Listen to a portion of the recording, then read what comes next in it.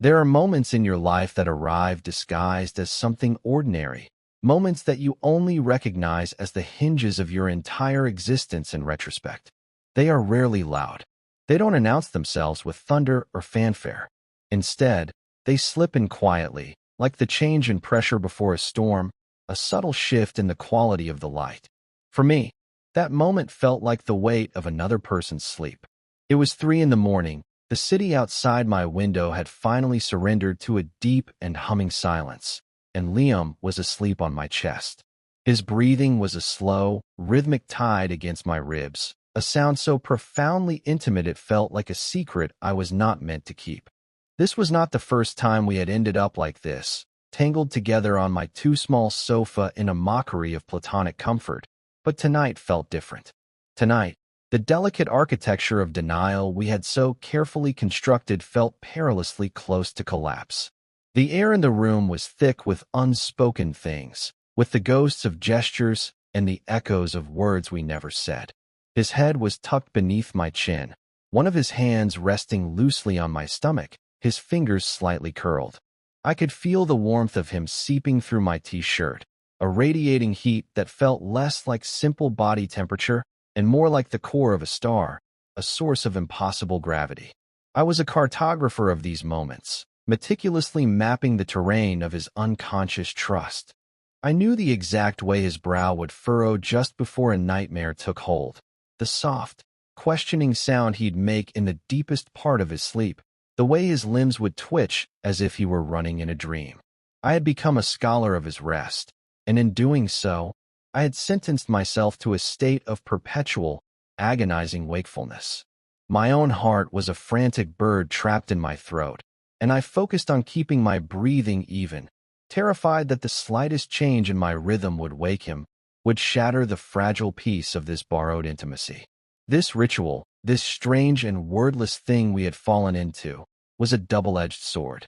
It was the source of a quiet, burning joy that sustained me through the lonely hours, and it was a form of exquisite torture, a constant reminder of the vast, unbridgeable chasm between what this was and what I desperately wanted it to be. He was my best friend, seeking comfort.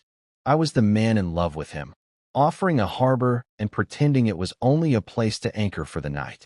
And as I lay there in the blue-gray light of pre-dawn, listening to the city breathe and the man I loved dream, I felt the familiar, terrifying thought rise like a tide. This cannot last. Something, soon, would have to break. Our story began, as so many do, in a place defined by shared struggle and the simple, binding force of routine. College.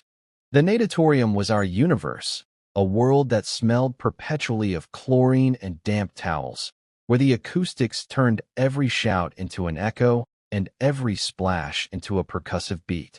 Liam was a sprinter, all explosive power and dazzling, chaotic energy. He moved through the water and the world with the same brilliant, almost violent, grace. He was the sun around which so many smaller planets orbited, his laughter a gravitational force that pulled everyone into his sphere. I, on the other hand, was a distant swimmer.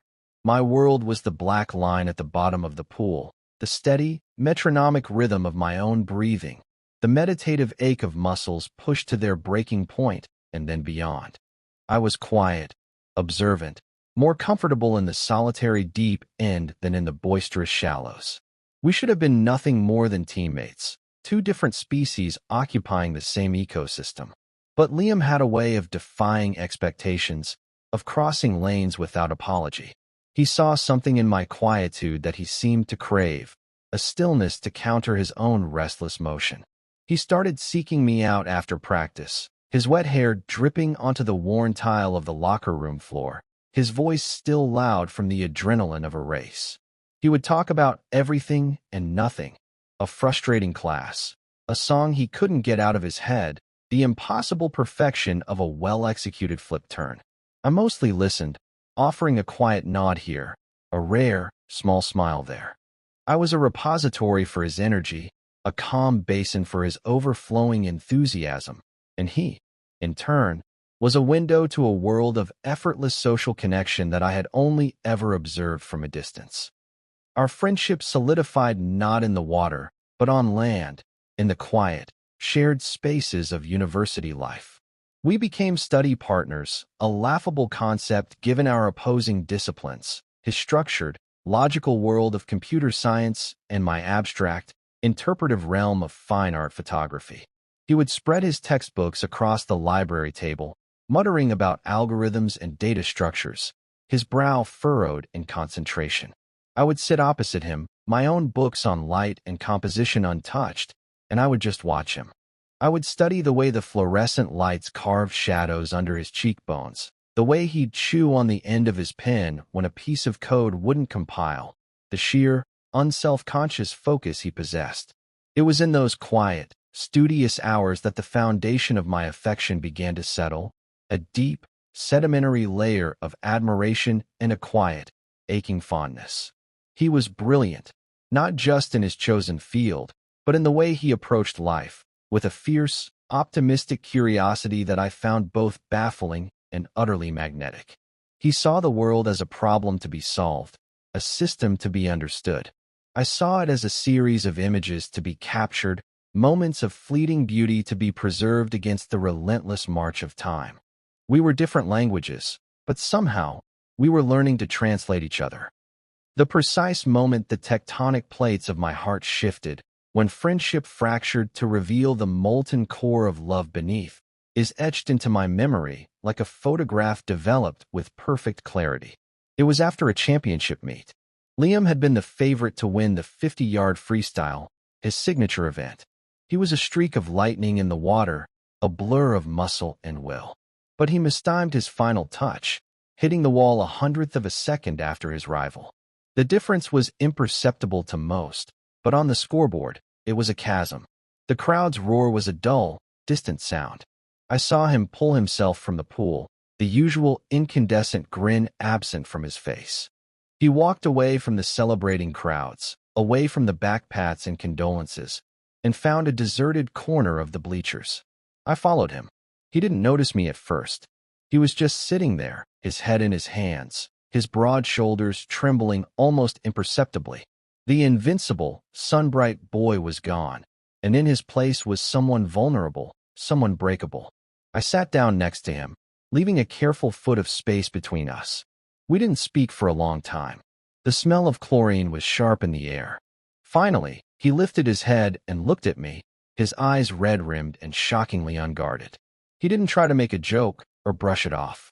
He just looked at me, and in that look, I saw the immense pressure he put on himself, the weight of the expectation he carried so effortlessly most of the time. I let everyone down, he whispered, his voice hoarse. And all I could think was, you could never. In that moment, my carefully constructed walls of platonic friendship turned to dust. I wanted to close the distance between us. I wanted to put my arm around his shoulders. I wanted to tell him that his worth had nothing to do with the number on a scoreboard. But I did none of those things. I just sat with him in the echoing silence of the natatorium, my heart aching with a feeling so new and terrifyingly vast that I had no name for it yet. I just knew, with a certainty that settled deep in my bones, that I would have sat there with him forever. That was the beginning of my secret, the first photograph I took and locked away in the darkroom of my own heart. Over the years, that secret grew. It became a silent companion, a shadow that walked beside me. Our friendship deepened into the kind of intimacy that is often mistaken for brotherhood. We graduated, moved to the same city by a stroke of shared luck and subtle maneuvering on my part, and built our adult lives in parallel. He became a successful software consultant, a job that sent him flying across the country, but always brought him back to the orbit of our shared home base. I found a niche as a freelance photographer, capturing the quiet soul of the city's architecture and the candid, unguarded moments of its people.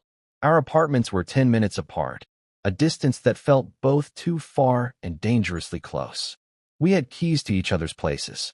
He'd use mine to crash after a late flight, leaving a half-empty mug of coffee on the counter as the only evidence he'd been there.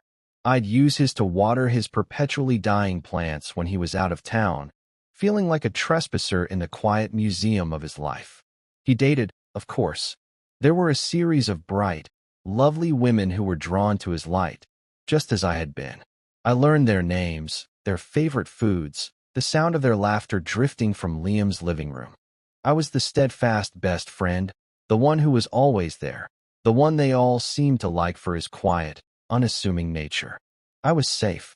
Each new girlfriend was a fresh layer of protection for my own heart, a painful reminder of the boundaries.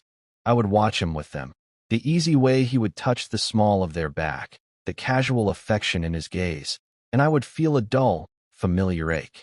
It was like looking at a beautiful landscape through a pane of thick, soundproof glass. I could see the beauty, but I could never feel the warmth of the sun or the rush of the wind. The worst of it, the most exquisite part of the pain, was Sarah. She was the serious one, the one he brought home for holidays, the one he talked about a future with. She was smart and kind, and she loved him in a way that was obvious and uncomplicated. And I, in my role as the loyal best friend, had to smile and tell him how happy I was for him. And the most twisted part was that I wanted him to be happy more than anything. If his happiness lay with her, then I would learn to live in the shadow of it. I would continue to build my fortress of friendship, reinforcing the walls brick by painful brick, because the thought of a world without Liam in it, in any capacity, was simply unthinkable. My friendship with him was the most vital, precious thing I had. The love was a secret I would take to my grave to protect it. The shift came, as it so often does, not with a gentle tremor, but with a seismic shock that leveled the landscape of Liam's life. It was a Tuesday in October when he called me, his voice a strange, hollowed-out version of itself. "She's gone," was all he said. There was no preamble, no explanation. Just those 3 words, heavy as stones. Sarah had ended it. It was sudden, brutal, and from what I could gather in the fractured, disjointed sentences that followed, it was final. She felt they were moving in different directions, that his constant travel and her desire for stability were fundamentally incompatible. She had packed her things while he was on a business trip to Chicago. He had come home to an apartment that was hauntingly empty, stripped of her presence, a note left on the kitchen counter like a piece of cold, clinical evidence. I told him I was coming over, and he didn't argue. I found him sitting on his living room floor, surrounded by the ghosts of a shared life. The empty space on the bookshelf where her novels used to be. The hook by the door where her keys no longer hung. The air itself felt thin, depleted. He looked smaller than I had ever seen him, lost in the middle of his own life. He wasn't crying. It was something worse than that. It was a complete and utter shutdown, a system failure. The brilliant, energetic light that was so essentially Liam had been extinguished, leaving behind a profound and terrifying darkness. I didn't know what to do. All the years of carefully observing, of cataloging his moods and learning his rhythms, had not prepared me for this. This was a grief so total it seemed to have no edges, no handholds. So I did the only thing I could think of. I sat on the floor with him, just as I had on the bleachers all those years ago. I ordered pizza that neither of us ate. I put on a mindless action movie that we didn't watch. I just stayed. I stayed until the city lights outside his window blurred into a soft watercolor wash and the silence in the room became a living, breathing entity. I was his anchor in the storm, but I felt myself being pulled under by the sheer force of his sorrow. This was the catalyst. This was the moment the old rules were washed away. He was adrift, and without even realizing it, he had begun to reach for me, not as a friend, but as a lifeline. The days that followed the breakup bled into one another, a smear of gray, melancholic hours. Liam was a ghost haunting the edges of my life. He'd show up at my apartment without calling, his keys turning in the lock with a sound that made my heart leap into my throat every single time. He looked perpetually exhausted, the skin under his eyes bruised with sleeplessness. He said the silence in his own apartment was too loud, that the emptiness was a physical presence he couldn't bear. I understood. My place, with its cluttered shelves of photography books, the scent of darkroom chemicals faintly clinging to the air, and the steady, quiet hum of my own existence, became his sanctuary. He would sit on my sofa, staring at the television without seeing it, while I worked at my editing desk, the soft click of my mouse a steady counterpoint to the ragged rhythm of his breathing. I didn't push him to talk. I just let him be, let him occupy the space, hoping my quiet presence could somehow absorb some of his pain. I made him coffee he rarely drank and meals he picked at. I was his keeper, his silent guardian, and I watched as the grief slowly, painstakingly, began to change him. It stripped away his easy, performative confidence, leaving behind something raw and uncertain. He was quieter, more introspective. He seemed to be re-evaluating everything, looking at the architecture of his life and finding it unstable, built on a faulty foundation. His loneliness was a palpable thing, a cold draft that seemed to follow him into my home.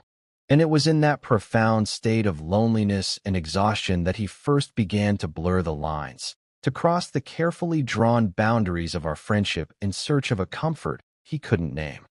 The ritual began on a Friday night, about a month after Sarah had left. Liam had just returned from a grueling week of work in a different time zone, and the exhaustion was rolling off him in visible waves. He'd come straight from the airport to my apartment, his suitcase left by the door like an afterthought. We were watching some old black and white film, the kind I loved, and he usually tolerated with good-natured impatience. He was slumped at the far end of the sofa, a pillow clutched to his chest. About halfway through the movie, his head began to nod. I watched him from the corner of my eye, my own body rigid with a strange, protective tension. He fought sleep for a few minutes, his eyelids fluttering, before finally surrendering. His head listed to the side, coming to rest, with a soft, almost imperceptible weight against my shoulder. My entire world contracted to that single point of contact. Every nerve ending in my body went on high alert. I could feel the texture of his worn sweatshirt against my neck, smell the faint, clean scent of his shampoo mixed with the stale air of an airplane cabin. I stopped breathing. I waited for him to jolt awake, to realize his mistake and pull back with an apology. But he didn't. He just sank deeper into sleep, a soft sigh escaping his lips. My heart was a frantic drum against my ribs. I sat there, perfectly still, for the entire remainder of the film, my muscles screaming in protest. It was the sweetest agony I had ever known. When the credits rolled and the room was plunged into silence, I didn't move. I couldn't. To move would be to end it, to break the spell. So I stayed, my shoulder a pillow for his weariness, my love a silent, secret watchman in the dark. That first instance was a fragile anomaly, a thing I could explain away. He was exhausted. It was an accident. It meant nothing. But then it happened again. A week later, another movie night, another moment where his fatigue won out over his awareness. This time, it felt less accidental. There was a subtle shift, a sense of volition in the way he leaned into me, a quiet seeking of contact. My mind became a battleground of conflicting interpretations. The hopeful part of me saw it as a sign, a subconscious admission of a deeper need for me. The rational, self-protective part of me screamed that I was a fool, that I was nothing more than a convenient, warm body, a human pillow for a grieving friend. I was terrified of both possibilities. If it meant something, it would change everything, risking the friendship I cherished above all else. If it meant nothing, then the hope it ignited would burn me from the inside out. So I existed in the gray space of ambiguity, a state of suspended animation. I never acknowledged the gesture. I never pulled away, but I never leaned in either. I became a statue, a fixed point of solace, allowing him to define the proximity between us. The ritual was born in that silence, in that shared denial. It was a language of touch that we spoke without ever admitting we understood it. Soon, the pretense of falling asleep during a movie was abandoned. The ritual became more direct, more needy. Liam would arrive late, the excuse of a long day or a looming deadline always ready on his lips. "I'm too wrecked to drive home," he'd say, his voice thick with a fatigue that was more soul-deep than physical. "Mind if I crash on the couch?" Of course I didn't mind. I never minded. The first few times, I would give him a blanket and a pillow and retreat to my own bedroom, leaving the door slightly ajar. I would lie in my own bed, wide awake, listening for the sound of his breathing from the other room. It was a form of self-imposed torture, being so close and yet so far. I felt the pull of him, the invisible thread that connected us, stretching taut across the few feet of hallway that separated my room from the living room. The apartment, my own safe space, suddenly felt charged with a new and volatile energy. It was a dark room where an image was slowly, dangerously, beginning to emerge, and I was terrified of what it might reveal. I was afraid to turn on the lights, afraid that the truth would be overexposed, a bleached-out mess of misinterpretation and misplaced hope. The nights he stayed on the couch were a study in restraint. I'd wake up early, before the sun, and find him there, curled under the blanket I'd given him. He looked younger in sleep, the lines of stress and sorrow smoothed from his face. I would stand in the doorway of my kitchen, a mug of coffee growing cold in my hands, and just watch him. I'd memorized the way his dark hair fell across his forehead, the peaceful rhythm of his chest rising and falling. These were stolen moments, images I captured for the private gallery of my mind. There was a profound, aching tenderness in these mornings, a sense of domesticity that was entirely fabricated. I was playing house with my own heart, building a fragile fantasy in the quiet hours of the dawn. Then he would stir, and I would quickly busy myself with the coffee maker, pretending I hadn't been watching him, pretending my heart wasn't hammering against my ribs. He'd wake up groggy and disoriented, running a hand through his messy hair. "Morning," he'd mumble, his voice raspy with sleep. "Thanks for this, Alex." And I'd just nod. Pouring him a cup of coffee I knew he'd only half drink, the unspoken thing between us hanging in the air, thick and shimmering as heat haze. The ritual escalated on a night of thunder. A storm had rolled in, a violent, percussive onslaught that shook the old window frames of my apartment. Liam had been staying on the couch for 2 nights in a row, claiming a brutal work deadline. The power flickered, and a particularly loud clap of thunder rattled the entire building. A moment later, I heard a sound from the living room, a sharp, choked gasp. I got out of bed and went to the doorway. In a flash of lightning, I saw him. He was sitting bolt upright on the sofa, his hands clenched into fists, his face pale and slick with sweat. He was staring at the window, but his eyes were wide with an internal horror. "Liam," I said softly, my voice barely a whisper. He flinched, turning to me, and the raw panic in his eyes stole my breath. "Bad dream," he managed to say, his voice trembling. It was more than that. I knew he'd been having nightmares since the breakup, waking terrors that left him shaken and disoriented. He looked so utterly lost, so completely alone in the flickering darkness. The carefully maintained distance between my bedroom and his couch suddenly felt like a cruel and arbitrary line. He looked at me, his vulnerability a silent plea. "Can I?" he started, but he didn't finish the sentence. He didn't have to. The question hung in the air between us, heavy with all the things we couldn't say. Can I be closer? Can I not be alone? I didn't answer with words.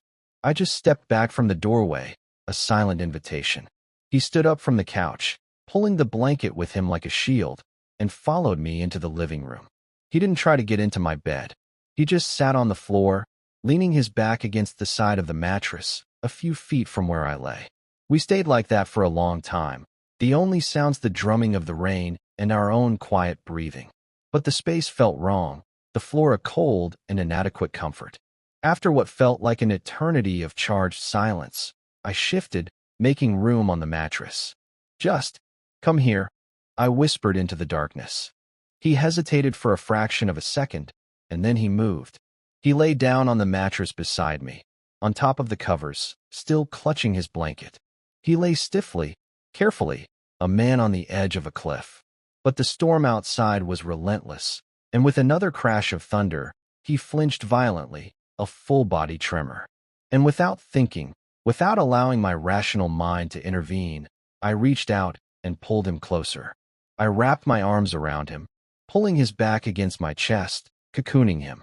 He went rigid for a moment, a gasp catching in his throat, and then, with a shuddering sigh, he melted into me.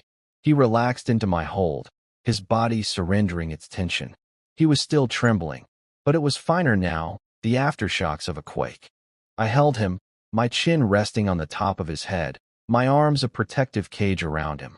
He was the one having the nightmare, but I was the one who felt like I was finally waking up.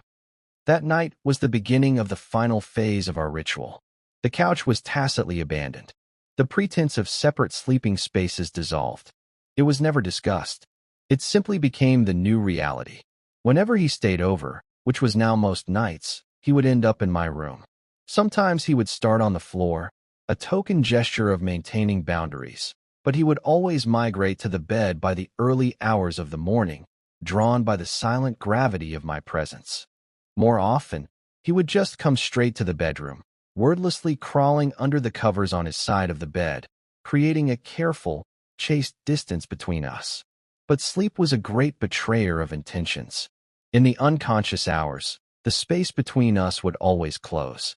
I would wake up in the middle of the night to find him pressed against me, his arm thrown over my waist, his face buried in my shoulder. Or I would be the one to have moved, my hand resting on his hip, my body curved around his. We were two magnets, irresistibly drawn together in the dark, only to spring apart with the first light of dawn, feigning ignorance of how we'd ended up so entwined.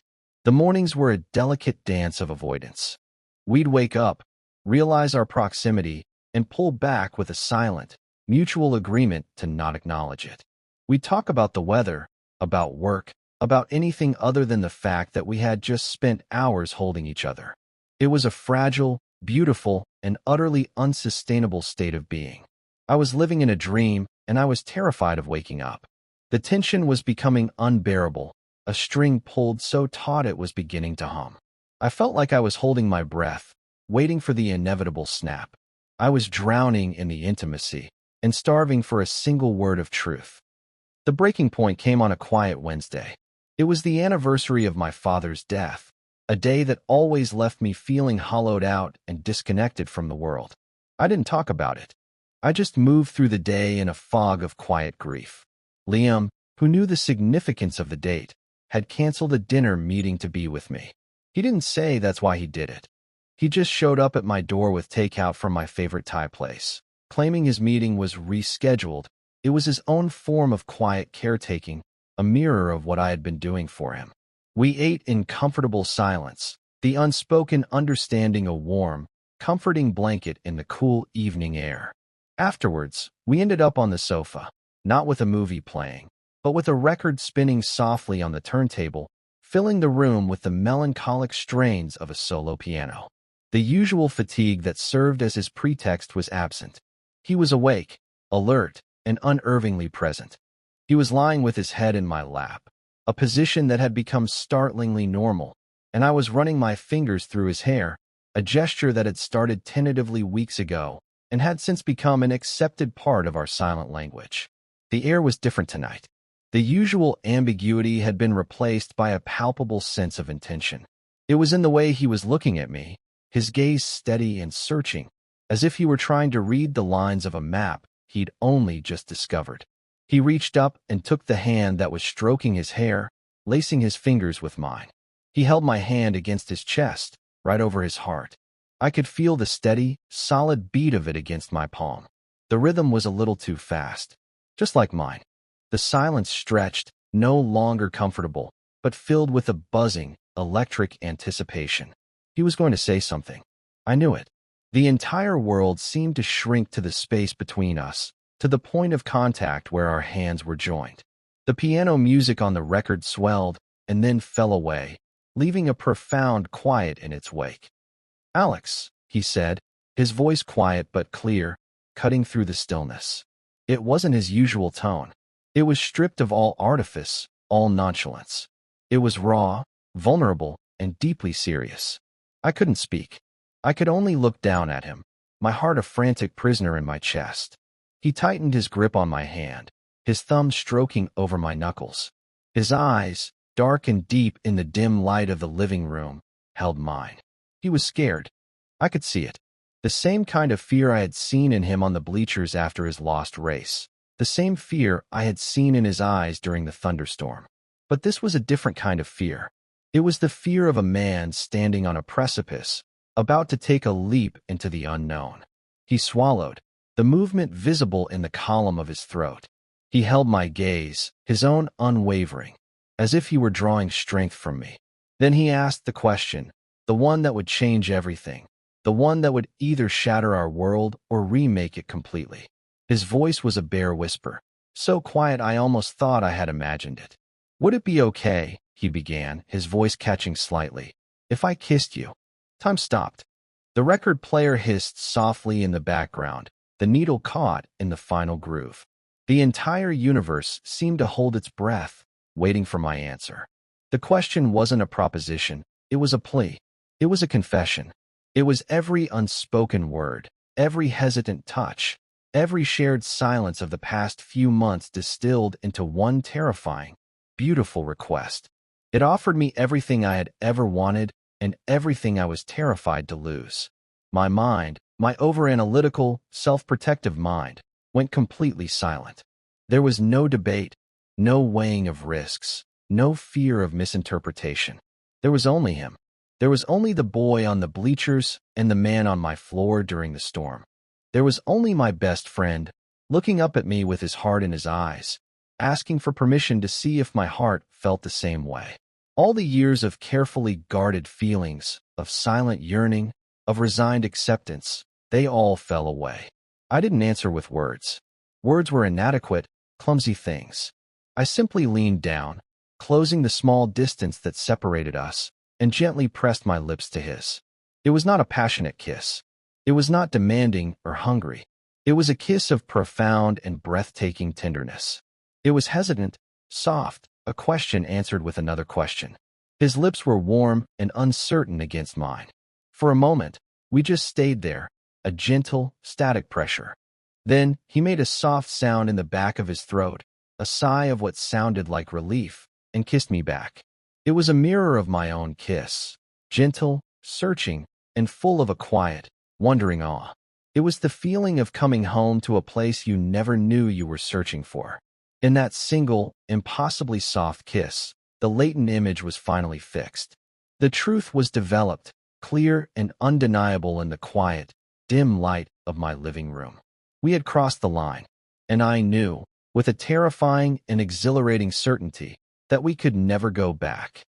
The aftermath of a dream realized is often a state of profound and disorienting silence. When we finally broke the kiss, neither of us spoke. He sat up, moving from my lap to sit beside me on the sofa. He didn't pull away. He just took my hand again, his thumb tracing absent-minded circles on my palm. The air was thick with the weight of what had just happened, a beautiful, terrifying thing that had no name yet. We sat like that for an hour, maybe more, just holding hands and listening to the record spin on its endless loop. It wasn't an uncomfortable silence. It was a sated silence, the quiet that follows a storm. Eventually, his exhaustion, real and earned this time, caught up with him. He rested his head on my shoulder, just as he had that first night. But this time it was different. There was no ambiguity, no plausible deniability. It was an act of explicit trust, of acknowledged intimacy. I eventually led him to my bedroom, and for the first time, there was no hesitation. He climbed into the bed, and I followed, and we fell asleep in each other's arms, a tangle of limbs and slow, synchronized breaths. It was the most peaceful sleep I had had in years. I woke up the next morning to the feeling of sunlight on my face and an empty space beside me. For a moment, panic seized me, cold and sharp. I thought I had dreamed it all. But then I saw it. A note on my pillow, written on a torn piece of paper in his familiar, messy script. Had to catch an early flight. I'm so sorry. Talk tonight. And underneath, almost as an afterthought, he had written, last night, thank you. The panic subsided, replaced by a warm, floating sort of hope. He hadn't run. He had a reason. He had even acknowledged it. I spent the day in a state of suspended bliss, replaying the kiss, the feel of his hand in mine, the quiet peace of falling asleep together. I was building a future in my head, a beautiful, fragile thing made of hope and a single, gentle kiss. The day crawled by. Evening came. I waited for his call. And I waited. The phone remained silent. The silence stretched from one night into two, then three. My hope began to curdle, turning into a familiar, sour anxiety. His brief, hopeful note began to feel like a cruel joke. Talk tonight. But tonight never came. I sent him a text. Hey, hope your trip is going well. Everything okay? Hours later, a reply came back, a single, sterile sentence. Yeah, crazy busy. Talk soon.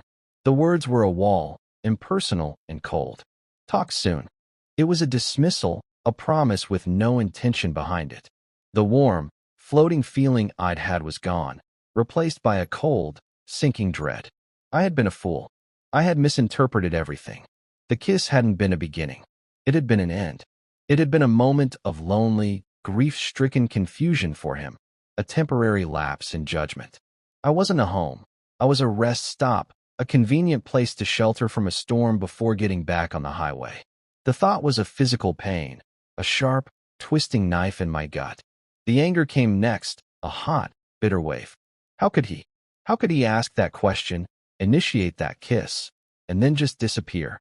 How could he take something so fragile and beautiful and treat it like it was nothing? He had opened a door in me that I had kept locked for a decade, and then he had walked away, leaving it swinging open to a cold and empty wind. The ritual we had built, the quiet intimacy, the shared vulnerability, it all felt like a lie now, a carefully constructed illusion that I had been all too willing to believe. My apartment, once my sanctuary, now felt like a crime scene. The sofa, the bed, the very air itself, it was all tainted with the ghost of him, with the memory of a hope that had been born and had died in the space of a few days. I felt raw, exposed, and profoundly, utterly stupid. After a week of this agonizing silence, a week of staring at my silent phone and feeling the anger and hurt fester inside me, I knew I couldn't let it go. I couldn't let him leave me in this limbo, this purgatory of unspoken rejection. The silence was more painful than any truth could be. If he was going to break my heart, he was going to have to do it to my face. I needed the finality of it. I needed to hear the words, to close the door he had left open. So I put on my jacket, my hands trembling slightly, and I walked the 10 minutes to his apartment. I used my key. I didn't bother to knock. I found him in his living room, the same room where I had found him after Sarah left. But this time the emptiness felt different. It was his own. He was standing by the window, staring out at the city lights, a glass of whiskey in his hand. He heard me come in, and he turned, his face a mask of surprise and something else, guilt. He looked tired, more tired than I had ever seen him, and there was a haunted look in his eyes. Alex, he said, his voice quiet. What are you doing here? The question, so casual, so dismissive, broke something in me. The carefully controlled calm I had been trying to maintain shattered. What am I doing here? I repeated, my voice tight with a pain I couldn't hide. I could ask you the same thing, Liam. Where have you been? You said you'd call. He had the decency to look away, to stare down into his glass. I know. I'm sorry. It's been a crazy week. Don't, I said, the words sharp and final. Don't you dare hide behind work. Don't treat me like I'm an idiot. He looked up at me then, and the guilt in his eyes was mixed with a deep, profound sadness. I'm not, he said softly. I didn't know what to say. The confrontation I had planned, the angry, righteous speech, it all dissolved. All I was left with was the raw, aching hurt. You could have said anything, Liam, I said, my voice breaking. You could have said it was a mistake. You could have said you were drunk or lonely or confused. You could have said you regretted it. Any of that would have been better than this. This silence. I took a step closer, my need for an answer overriding my instinct for self-preservation. You can't do that. You can't come into my life, into my home, and make it your sanctuary. You can't sleep in my arms for months. You can't ask me if you can kiss me, and then act like it never happened. You don't get to do that. My voice was shaking, the words tumbling out in a rush of pain and frustration. Was it a mistake? Just tell me. Was I just a warm body? A placeholder until you felt better? Because if that's all it was, I need to know. I need you to look at me and tell me that it meant nothing to you. He just stood there, his face pale, his knuckles white where he was gripping his glass. He looked trapped, cornered, and in his eyes, I didn't see indifference. I saw panic. I saw a terrifying, overwhelming fear. He opened his mouth to speak, but no sound came out. He just shook his head, a small, helpless gesture. And that was when I understood. It wasn't that it meant nothing to him. It was that it meant too much. He finally spoke, his voice barely a whisper, ragged and torn. It wasn't a mistake. The words hung in the air between us, a fragile thread of truth in a room full of confusion. He set his glass down on the windowsill with a hand that was not quite steady. And you were never. God, Alex, you were never a placeholder. He ran a hand through his hair, a gesture of profound distress. He looked like a man trying to solve an impossible equation, one where all the variables kept changing. I don't know what's happening, he confessed, looking at me with an expression of desperate, pleading honesty. For months, all I've wanted is to be near you. When everything fell apart with Sarah, you were the only thing that felt solid, the only thing that felt real. Being at your place, it was the only time I could breathe. The only time the noise in my head stopped. He paced the small space of his living room, his energy frantic and contained. I told myself it was just because you're my best friend, that it was just comfort. But it wasn't. It was more. And I was so scared of it. I am so scared of it. He stopped and faced me, his eyes shining with unshed tears. That night, when I kissed you, it was the most real thing I've felt in years. It was like I'd been walking around in the dark, and someone finally turned on a light. And it was terrifying, because I looked at you, and I felt it. And I thought, what if I break this? What if I break him? What if I ruin the one good, pure thing I have in my life? What if this feeling is just another symptom of me being broken, and I drag you down with me? His confession was a torrent, a flood of all the fear and confusion he had been holding back. He was terrified of the feeling, terrified of its implications, terrified of his own capacity to destroy it. He hadn't been running from me. He had been running from himself. Seeing his fear, so raw and exposed, extinguished the last of my anger. It was replaced by a wave of profound, aching empathy. His fear was a mirror of my own, the same fear I had lived with for a decade, the fear of ruining the most important friendship of my life. The difference was, he had been brave enough to act, to cross the line, even if he had immediately retreated in panic. I had just stood on my side, safe and miserable. I closed the remaining distance between us, stopping just a foot in front of him. He wouldn't meet my eyes. He was staring at the floor, his shoulders slumped in defeat. I reached out and gently touched his chin, tilting his face up so he had to look at me.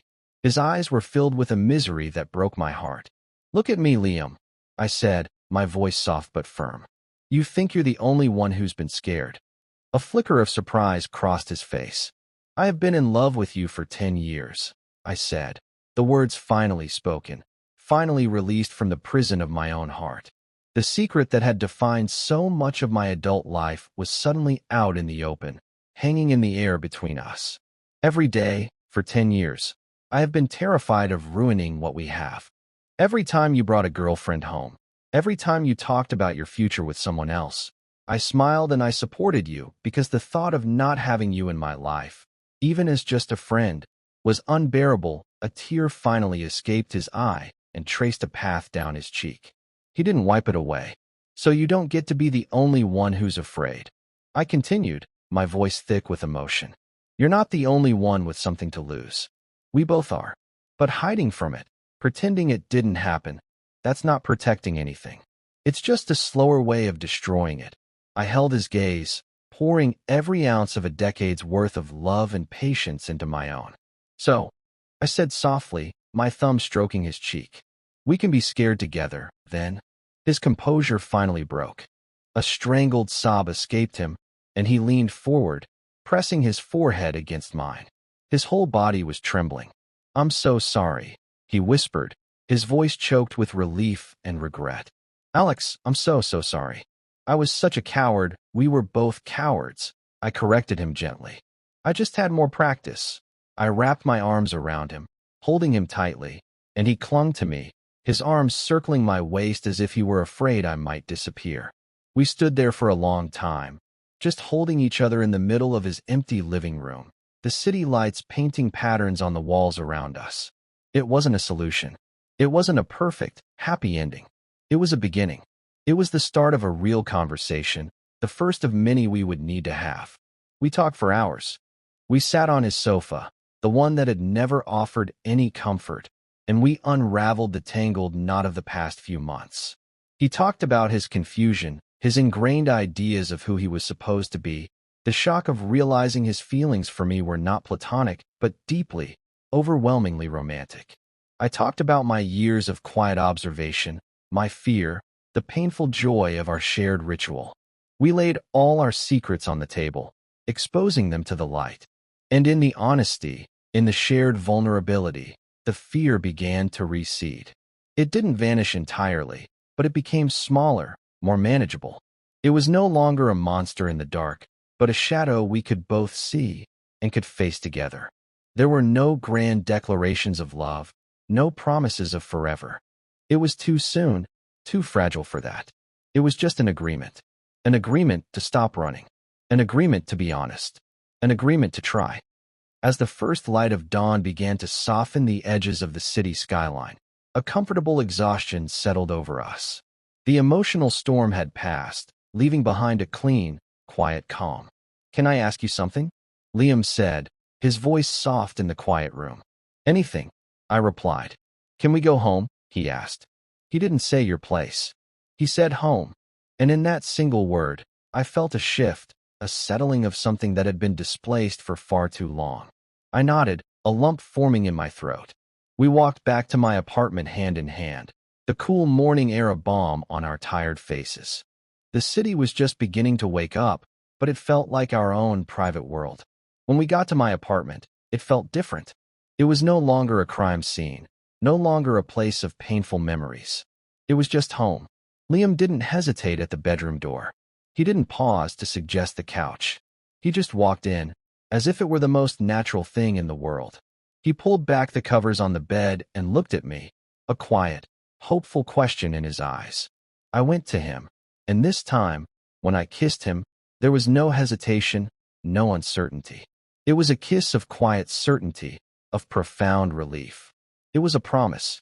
We fell asleep tangled together, but this time, there was no pretense, no illusion. There was no fear of the morning, no need to pull apart when the sun came up. We were not two separate bodies accidentally colliding in the night. We were two people who had finally, after a long and painful journey, found their way to each other. The days that followed were a process of gentle recalibration. We were learning a new language, or rather, we were finally allowing ourselves to speak the language we had known all along. The grand, unspoken thing between us was now a simple, quiet truth. There was a beautiful domesticity to it.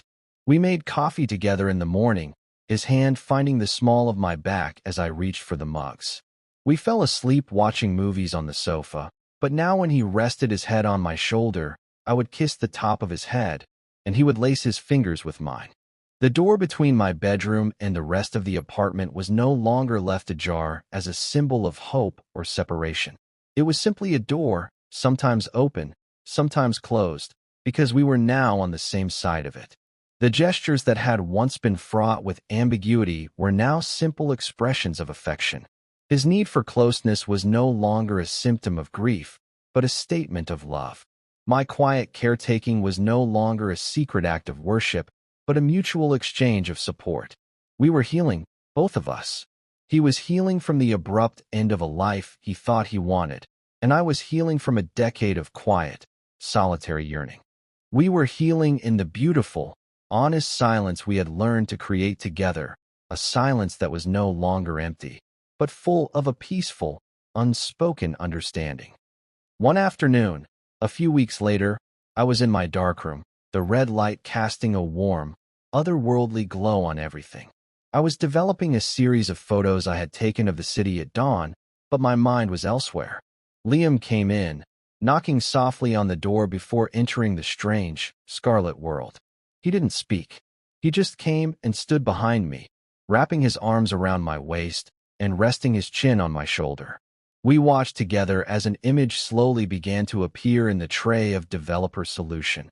A street corner, empty and still, bathed in the soft, promising light of a new day. For years, I had felt like that photograph, a latent image, existing in darkness, waiting for the right conditions to be seen, terrified of being exposed to too much light too soon and being ruined forever. Liam had been the developer, the catalyst, bringing the hidden truth to the surface. And I had been the steady hand in the dark, ensuring the process wasn't rushed, that the final image wasn't lost.